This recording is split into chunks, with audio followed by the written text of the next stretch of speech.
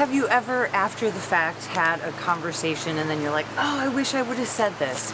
I'm having that moment, many of those moments actually, with this video. So before it actually begins, this has been like days and days in the making, and I bumped into somebody with Parkinson's disease yesterday that I had a conversation with, and it just needs to be included, so I'm like, I'll squeeze it in the beginning of this video because most of the other days had already been put together and edited. So, and it's Saturday, there's like a lawnmower going and it's loud, so I'll keep this short and sweet, but just some things to keep in mind watching the video.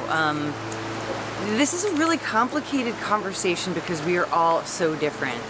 And some people maybe new to the PD world and Parkinson's medications might be terrified what they're about to hear and see. But when you've had the disease for 10 years like I have, and you need to do what you need to do in order to function normally, believe me, you will do it. And so that's where I'm at.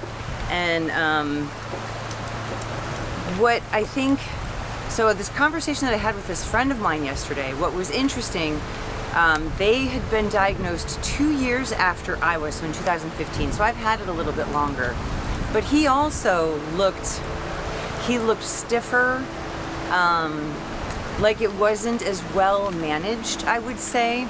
And now for him, what's interesting is, and I feel like if you were to see both of us walking side by side, at the time when, you know, we were discussing all this and his wife was there and we had this great conversation, but like if we'd been walking side by side, I don't think, no one would have been able to tell that I had Parkinson's disease, but you could tell if you were a doctor. I think that he certainly did. I mean, I was in my perfect zone yesterday. So, but what was interesting about the conversation is that his doctor insists that he takes his medication on time, the same time every day. And I touch on it a little bit in my, go away. I touched on it a little bit in the other video, the one that I already done, but not everybody's life works like that.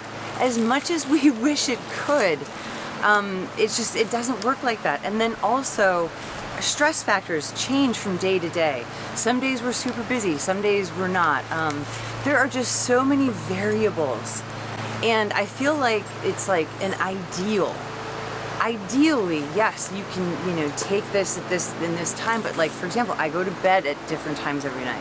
I wake up at different times every night. So, you know, my world is quite different from his because my doctor allows for some flexibility.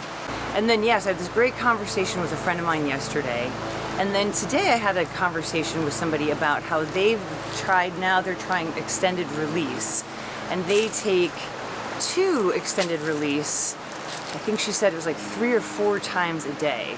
And so like that could be an option maybe for me instead of my doing what I'm doing like throughout the whole day. But I'm also, there's a part of me that's so nervous about changing anything really, because I honestly, like, while my routine would totally not work for some people, it absolutely works for me. And like, this is ultimately what it's really about too, is like that we have to be able to talk with our doctors.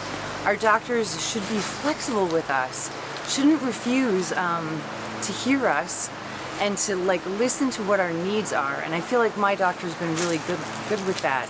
And I don't know if I can say the same for my other friend that I talked with yesterday. But you know, there's always options to experiment, and like in my mind, like this was like the route that I began with, and I just stuck with it because it worked so well, even with the dyskinesias, which I will talk about later in the video. And this video is a little bit longer than my normal videos, but there's a lot of story here, so I do try to cover it all. I know some things are going to be missed, and I'm okay with that. We can continue some of those things on in the comments and in that discussion. So here it is.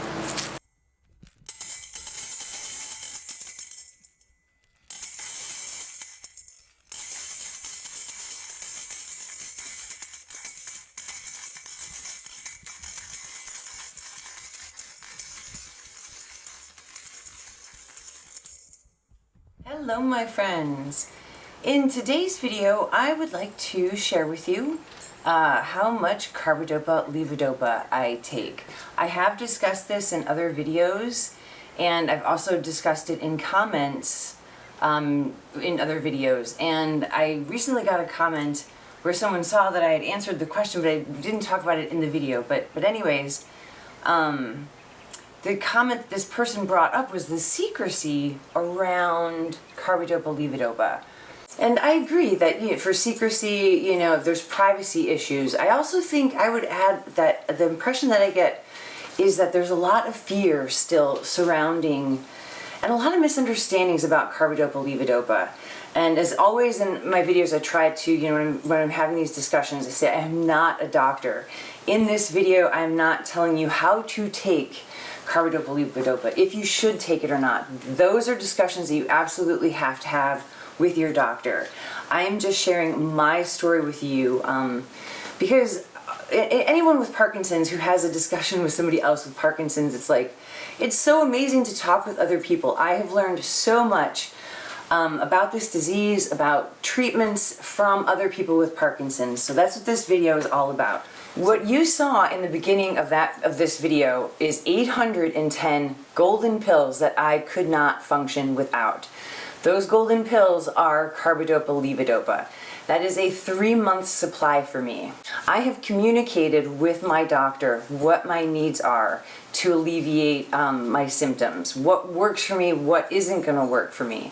So we have very open dialogue, and I'm so thankful that I have healthcare, that I have a provider who is willing to allow me some flexibility and give me like a range. And let me explain a little bit about this.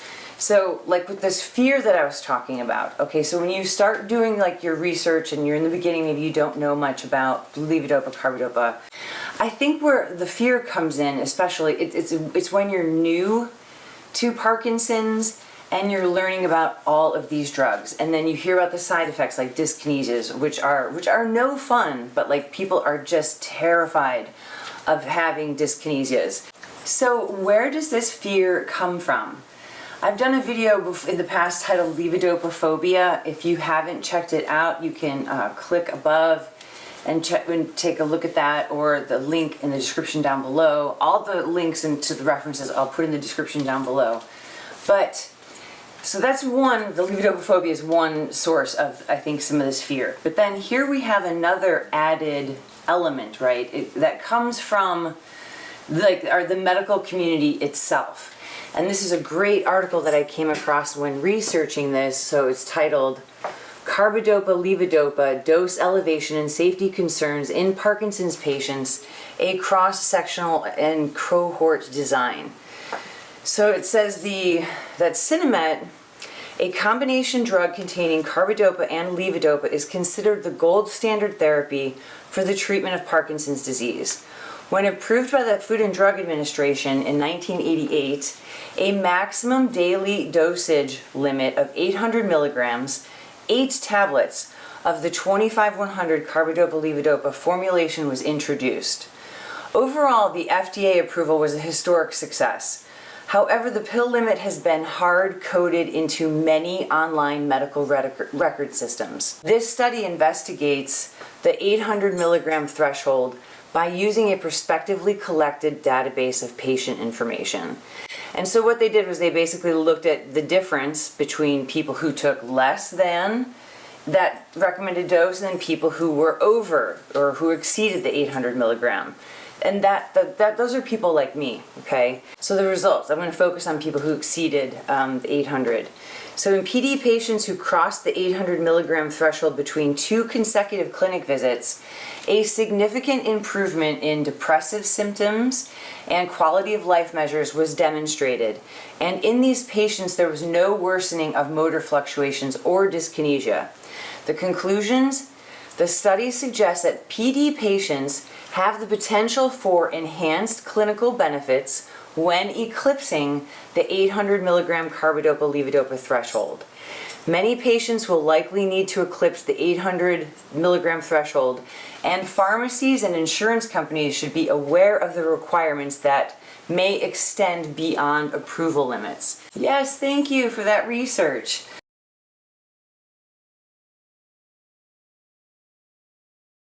Now, never in my wildest dreams would I have imagined that I would ever be taking that quantity of pills. But I also never thought that I would be 38 years old and diagnosed with Parkinson's disease either. So here is my Carbidopa Levodopa story. And as always, add to the discussion, comment below. We always love to hear from you. So here it is. My first prescription for Carbidopa Levodopa was given to me by a multiple sclerosis specialist.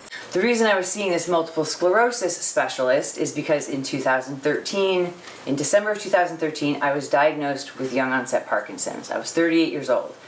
I wanted a second opinion. I just couldn't believe it. I got a second opinion at UCSF. The guy said that I had a stress-induced tremor.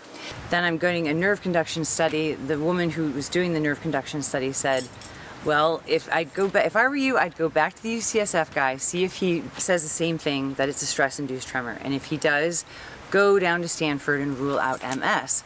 So that's what I did. I went back to the UCSF guy. He didn't change his mind. So then I made an appointment to rule out multiple sclerosis.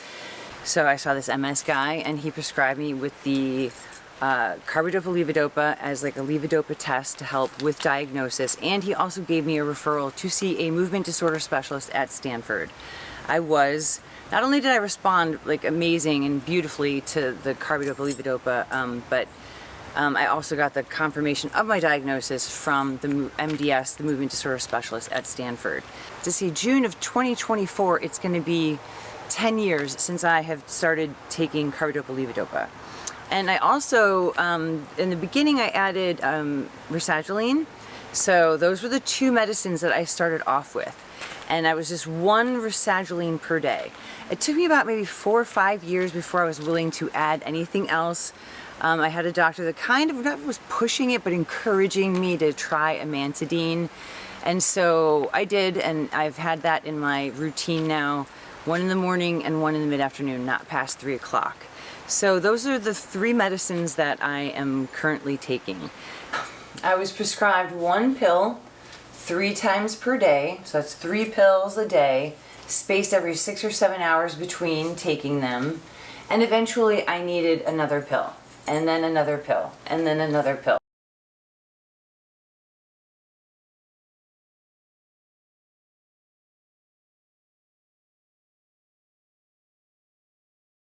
So what I've been doing pretty much, I'd say for the last 6, 7 years maybe, is I take 1 25-100 every 1.5 to 2 hours. If things are really bad, sometimes I take it every hour. And like when I say every hour, this is where I think things just get so complicated and so difficult. And my experience is that, like, what I've made other videos about this, is that it's like my body tells me when I need it. It's like I just start slowing down, I can't move the same, and I just know.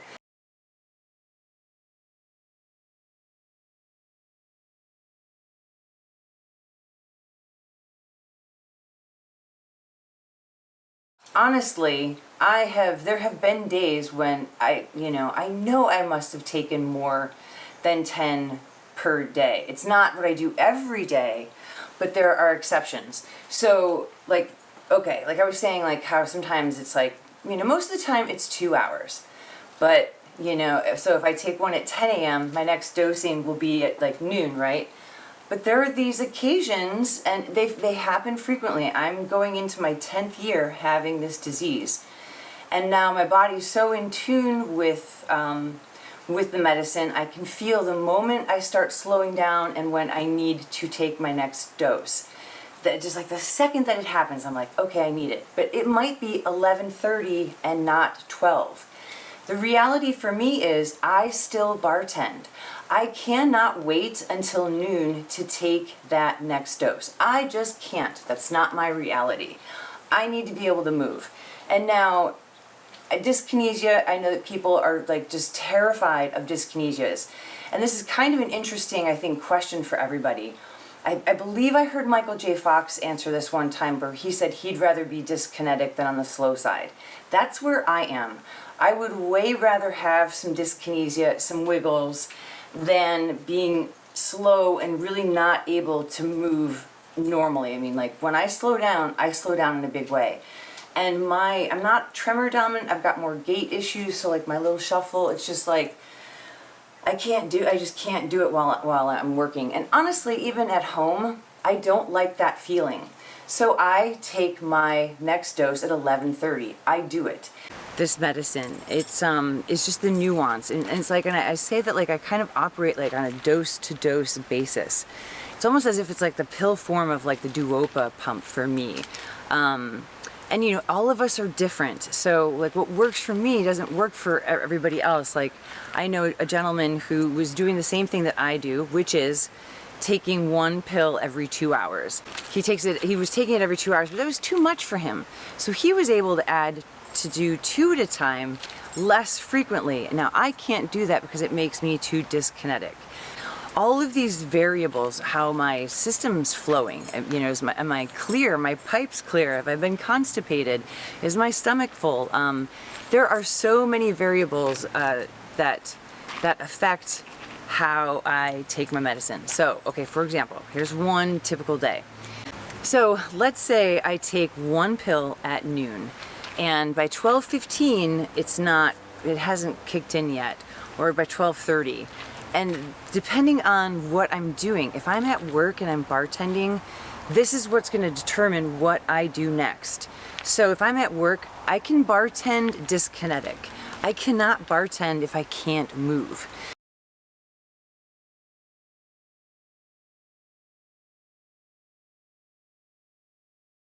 So in the bar situation, if I'm working, what I would do is I would take my Inbrija, which is a dry powder Levodopa rescue medicine.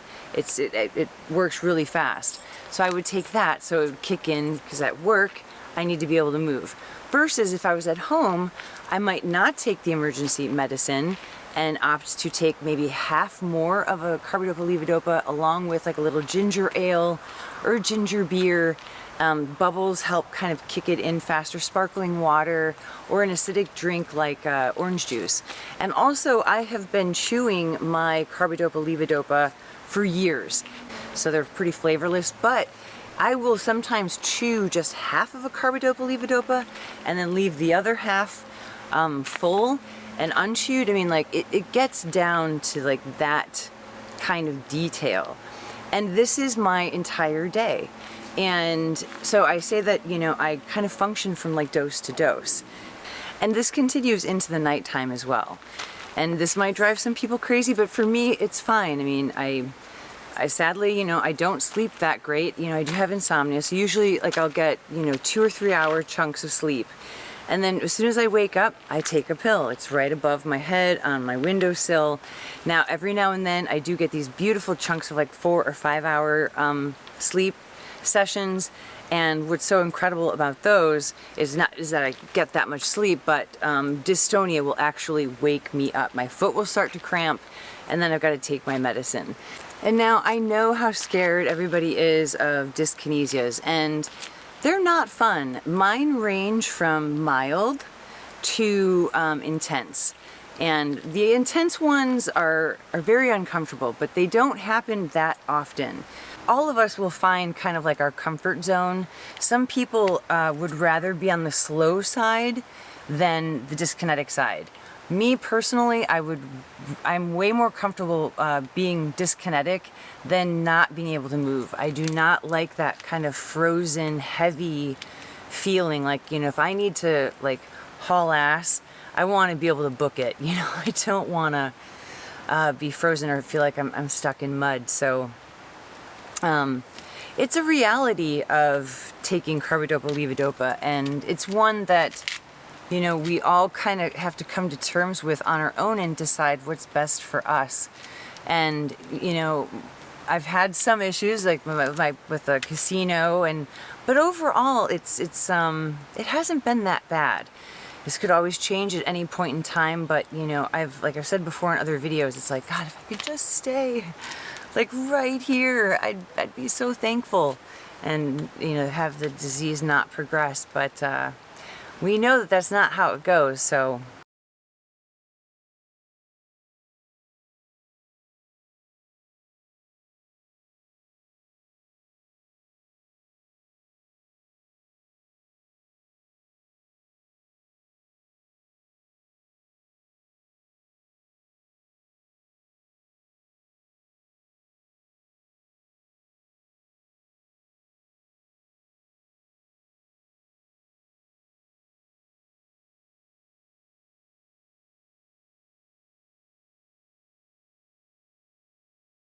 Thank you so much for all of your support, for subscribing to my channel, for commenting, for watching my videos, and being part of this amazing community that we have. Thank you.